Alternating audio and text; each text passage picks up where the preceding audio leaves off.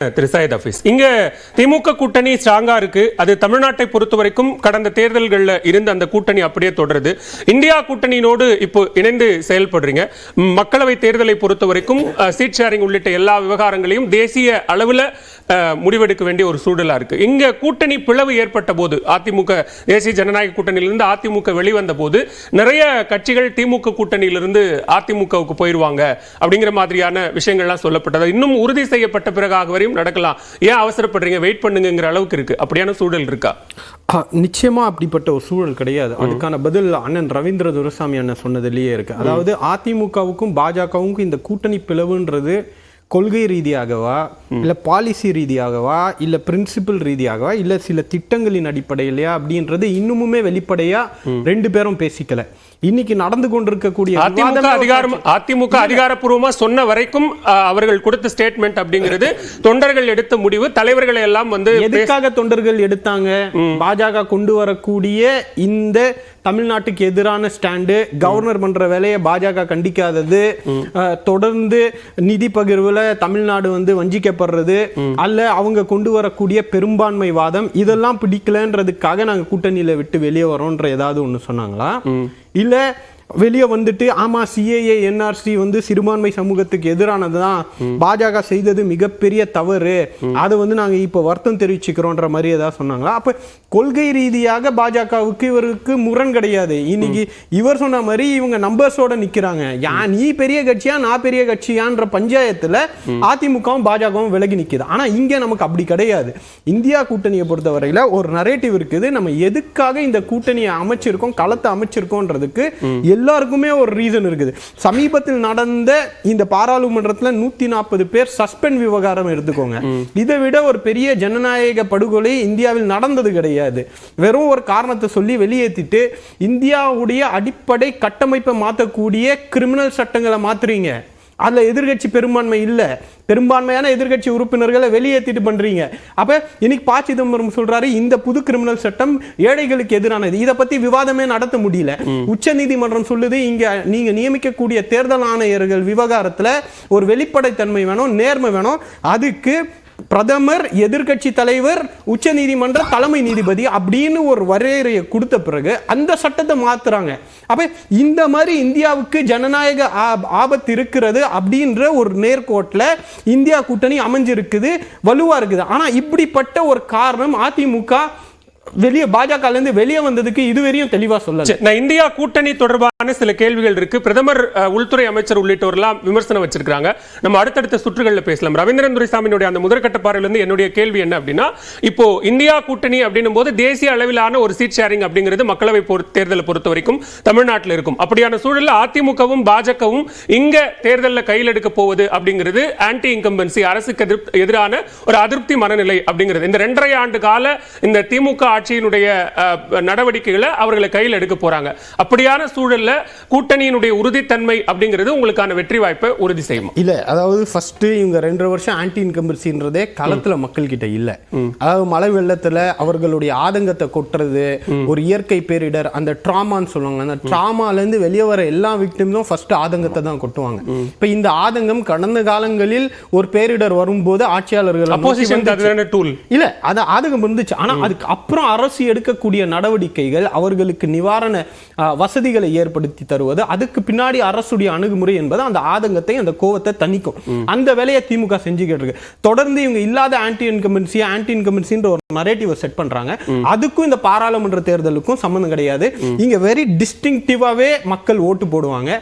மாநில தேர்தல் வேற, ஒன்றிய தேர்தல் வேற.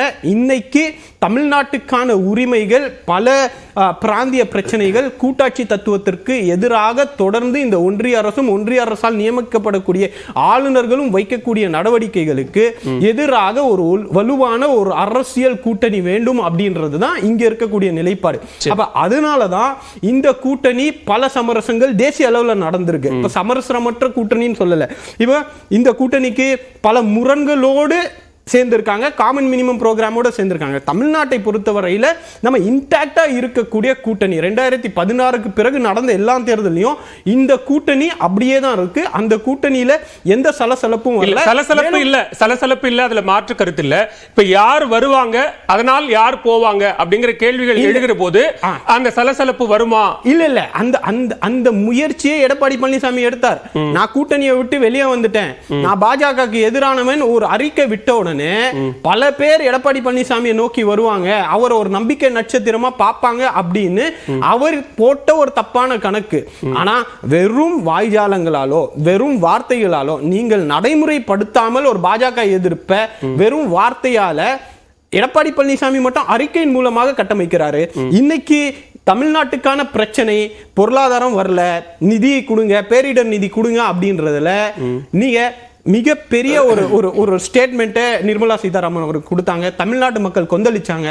அப்பவும் கூட நீங்க மாநில அரசு நோக்கி தான் அரசியல் செய்றீங்களே தவிர ஒன்றிய அரசு தன்னுடைய கடமையை குஜராத்துக்கு 2வது நாள் நேஷனல் டிசாஸ்டர் ஃபண்ட்ல இருந்து தேசிய பேரிடர் நிதியில இருந்து 1000 கோடி கொடுக்க முடிஞ்சது.